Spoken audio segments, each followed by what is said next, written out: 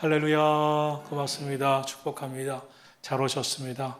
주님의 이름으로 여러분을 축복합니다. 성경 말씀 보겠습니다. 고린도후서 4장 5절로 10절입니다.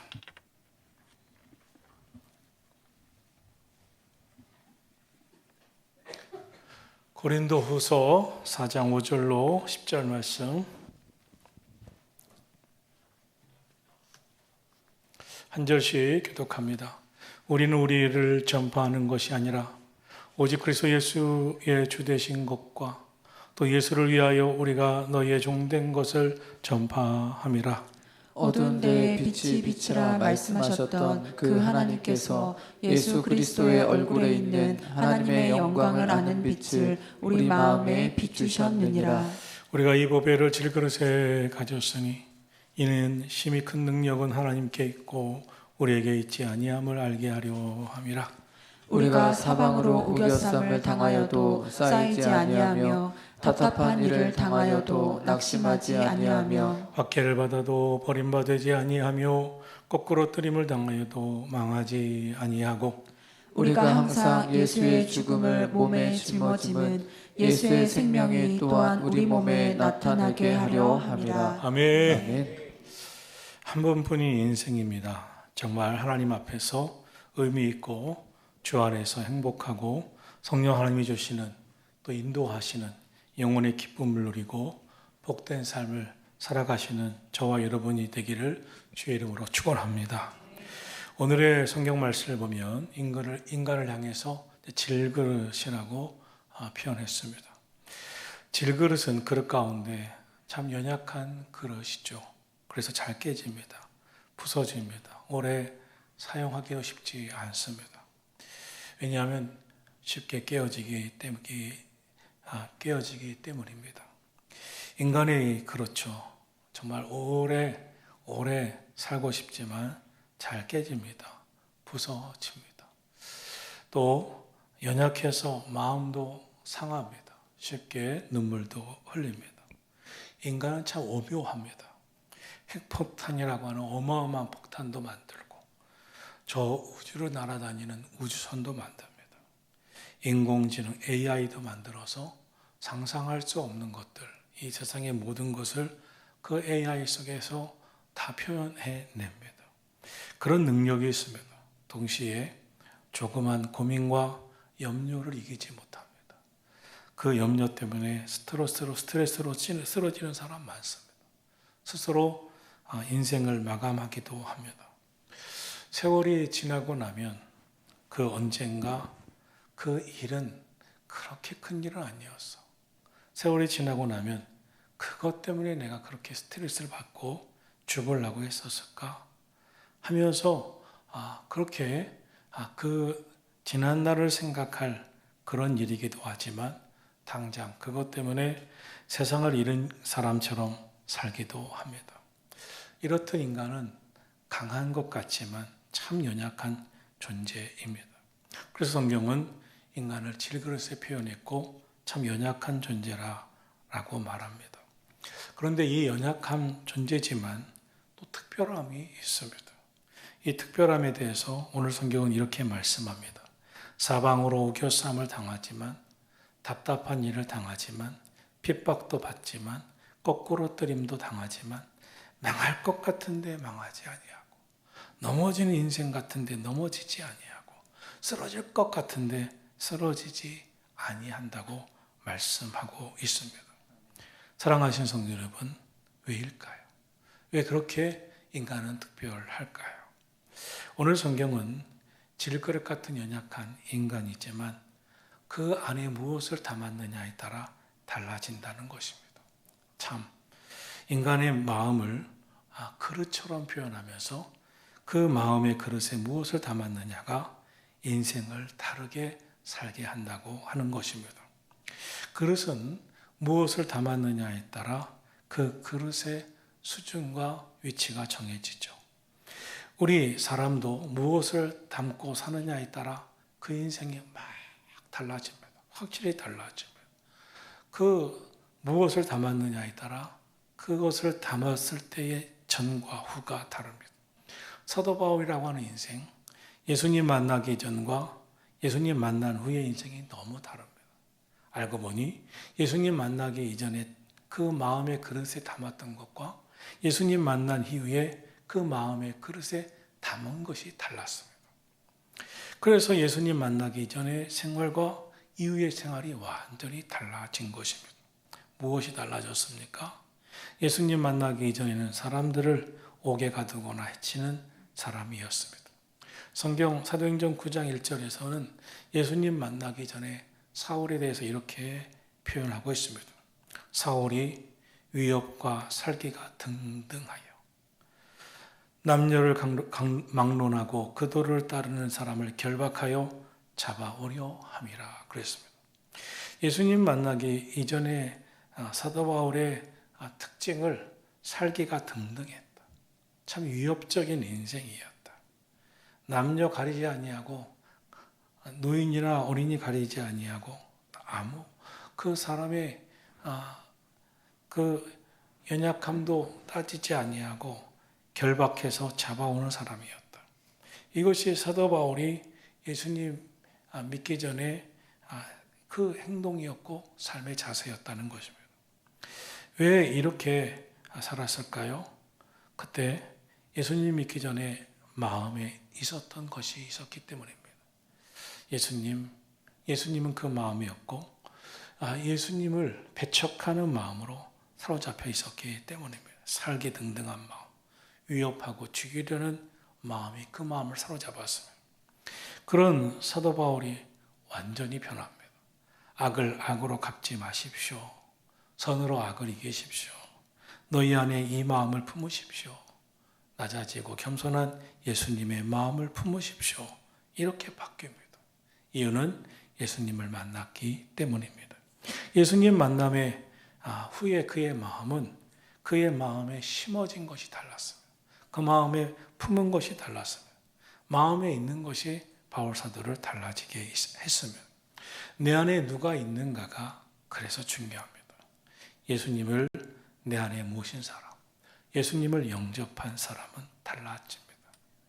예수님이 내 안에 계시면 인간은 연약하고 질그릇 같지만 예수 그리스도께서 십자가에 달릴 정도로 약해 보이시지만 이 세상을 이기신 예수님이 강하시기 때문에 예수님 때문에 우리는 거꾸로 뜨림을 당하지 아니하고 망하지 아니하고 쌓이지 않는 줄로 믿습니다. 오늘 성경 고린도후서 4장 8절에 보면 우리가 사방으로 우겨쌈을 당하여도 쌓이지 아니하고 답답한 일을 당하여도 낙심하지 아니한다고 말씀하고 있습니다. 사도 바울은 예수님 만난 이후에 그의 인생이 복음 전파하고 또 열심히 주님의 몸된 교회, 개척교회를 세우고 또 그 교회를 짓고 하는 사역들을 주로 했습니다. 정말 답답할 때도 많았습니다. 고난도 많이 겪었습니다. 정말 죽음을 피해서 도망치기도 해야 되는 설명할 수 없는 어려움도 많이 겪었습니다. 우리도 살면서 낙심할 때가 있습니다. 낙심이 들어오면 정말 아무것도 할 수가 없습니다. 모든 것이 다 멈춘 듯합니다. 낙심이 들어오면 의욕이 전혀 없어집니다. 자신의 감정을 자신 스스로 통제하지 못하는 사람도 많습니다. 절망이 들어오면 절망한 상태에서 무기력해집니다. 무기력한 상태가 시간이 지나고 오래되면 우울해집니다. 그러나 사도 바울은 자기가 사방으로 우겨쌈을 당하여도 낙심치 않는다고 했습니다. 왜입니까? 자신이 혼자가 아니기 때문입니다.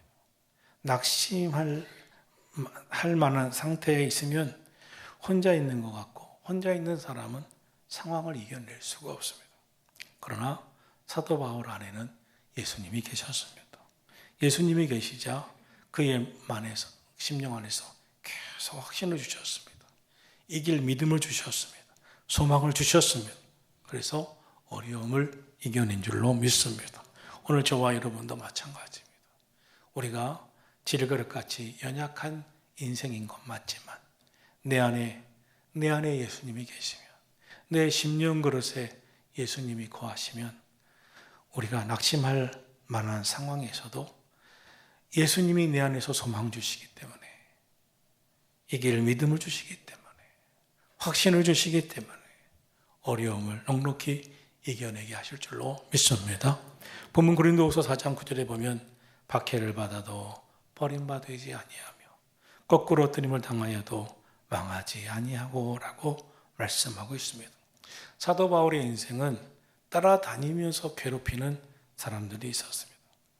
성경에 보면 사도 바울을 죽이기 전에는 먹지도 마시지도 않겠다고 하면서 따라다니면서 괴롭힌 결사대가 40명이나 있었다고 했습니다. 그래서 사도 바울은 늘 그 위협 앞에서 힘들었습니다. 그 박해 때문에 박해를 받으면서 늘 그 위협 속에서 사는 것이 쉽지 않았습니다. 그러나 사도 바울은 버림받지 않았다고 고백합니다. 세상에서 또 힘든 것 중에 하나가 버려지는 것입니다. 버려지는 것은 굉장히 힘듭니다. 우리가 인생을 살다 보면 자녀에게 버려지는 부모도 있고 부모에게 버려지는 자녀도 있습니다. 또 제자에게 버려지는 스승도 있고 스승에게 버려지는 제자도 있습니다. 굉장히 버려지는 심령을 가지면 힘듭니다. 감당하기 어려운 시련입니다. 사도 바울은 동족에 의해 버려졌고 또 바리새인들에게 버려졌습니다. 버림받은 것으로 인해 그는 그의 인생이 좌절할 수도 있었고 절망할 수도 있었습니다. 왜냐하면 늘 그의 주변에 그렇게 운집해 있던 정통 유대인들이 사도 바울을 버린 정도가 아니라 사도 바울을 죽이기 전에는 먹지도 마시지 않겠다고 40인의 결사대를 만들어 계속 그를 따라다니면서 죽일 기회만 삼고 있었기 때문입니다. 이렇게 버림을 받았습니다. 얼마나 힘들었겠어요. 얼마나 괴로웠겠어요. 그런데 그는 좌절하거나 절망하지 않았습니다. 왜냐하면 바리새인들은 정통 유대인들은 자기의 동족 그들은 자기를 버렸지만 하나님만은 자신을 버리지 않는다는 것을 믿고 살았기 때문입니다. 하나님께서는 우리를 버리지 아니하십니다. 하나님을 어떻게 우리는 그 이름을 부릅니까? 예수님의 이름을 임마누엘이라 하리라. 이는 하나님께서 세상 끝날까지 우리와 함께 하심이니라. 할렐루야. 본문 9절에 보면 박해를 받아도 버림받지 아니하며 거꾸로 뜨림을 당하여도 망하지 아니하고 라고 기록되어 있습니다. 사도 바울은 정말 그를 죽이고자 하는 사람들에게 거꾸러진 적도 많았어요. 일격도 당했습니다. 마치 저 성벽 밖으로 버림받아 거기서 돌팔매질을 당했기 때문에 죽은 줄 알았다고 성경은 기록했습니다. 그러나 다시 일어났습니다. 일격을 당하고 쓰러진 사람이 다시 일어나기는 어렵습니다. 모든 것이 끝난 것 같기 때문에 그렇습니다. 그러나 사도 바울은 끝난 것 같았는데 다시 일어섰습니다. 잠언서 24장 16절은 말씀합니다. 대저 의인은 7번 넘어질지라도 다시 일어나려니와 악인은 재앙으로 말미암아 엎드러지느니라. 다시 일어나거니와. 의인이 넘어졌을 때 누가 일으켜줍니까? 하나님이 일으켜 주십니다. 주님이 다시 일어서게 하시는 줄로 믿습니다. 내가 사망의 음침한 골짜기로 다닐지라도 해받을 것을 두려워하지 않을 것은 주께서 나와 함께 하심이라. 주의 지팡이와 막대기가 나를 안위하시나이다.